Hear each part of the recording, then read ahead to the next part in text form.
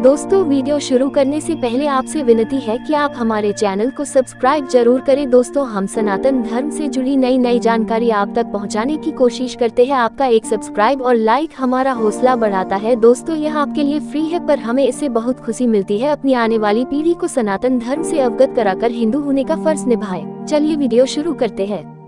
भगवान राम ने रावण का मुकाबला विशाल वानर सेना के साथ किया था। इस सेना में 1 लाख वानर सैनिक थे। युद्ध में राम की जीत के बाद वानर सेना का क्या हुआ, वो कहाँ गई, जानते हैं इसके बारे में। भगवान राम जब युद्ध करने के लिए लंका पहुँचे, उन्होंने रावण की मजबूत सेना के खिलाफ युद्ध शुरू किया तो उनकी सेना में वानर थे। ये उस समय के लिहाज से एकदम नई तरह की सेना थी। इससे पहले ये सेना कभी किसी युद्ध में नहीं गई थी। इसे राम ने दीक्षित किया था। रावण की सेना के खिलाफ वानर सेना बहादुरी से लड़ी। युद्ध में जीत के बाद ये लंबी चौड़ी सेना कहाँ चली गई, उसका कोई जिक्र क्यों नहीं मिलता। वाल्मीकि रामायण के अनुसार श्री राम रावण युद्ध में वानर सेना की महत्वपूर्ण भूमिका थी। सवाल यह है कि जब श्री राम ने युद्ध जीत लिया, वह इसके बाद अयोध्या आ गए तो वानर सेना का क्या हुआ। इस वानर सेना का नेतृत्व करने वाले उस समय के महान योद्धा सुग्रीव और अंगद का क्या हुआ। रामायण के उत्तरकांड में उल्लेख है कि जब लंका से सुग्रीव लौटे तो उन्हें भगवान श्री राम ने किष्किंधा का राजा बनाया, बाली के पुत्र अंगद को युवराज। इन दोनों ने मिलकर वहां कई सालों तक राज किया।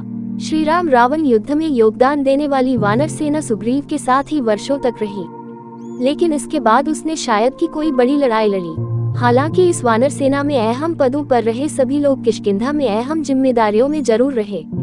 वानर सेना में महत्वपूर्ण योगदान देने वाले नल नील कई वर्षों तक सुग्रीव के राज्य में मंत्री पद पर सुशोभित रहे तो युवराज अंगद और सुग्रीव ने मिलकर किष्किंधा के राज्य को और बढ़ाया।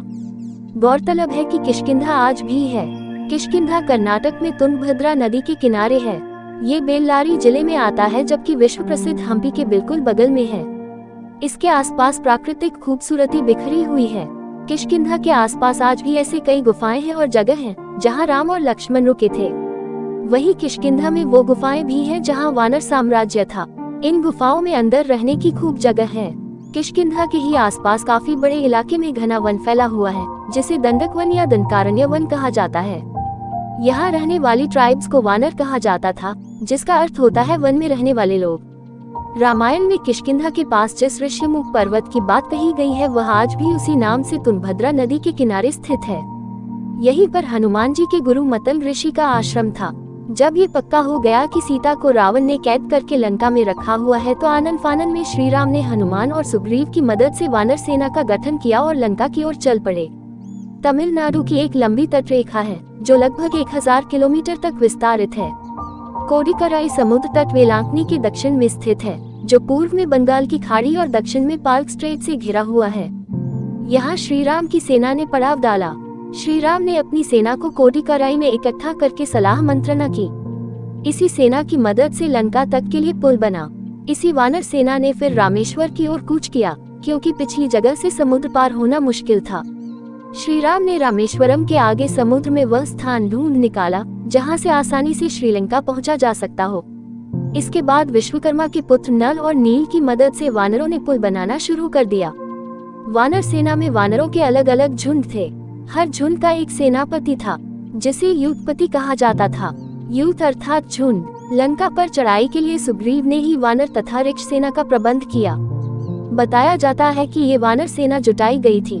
ये संख्या में करीब 1 लाख के आसपास थी। दोस्तों, वीडियो अच्छा लगा हो तो लाइक और सब्सक्राइब जरूर करना। मिलते हैं एक और नई जानकारी के साथ, तब तक अपना ख्याल रखना। जय श्री राम।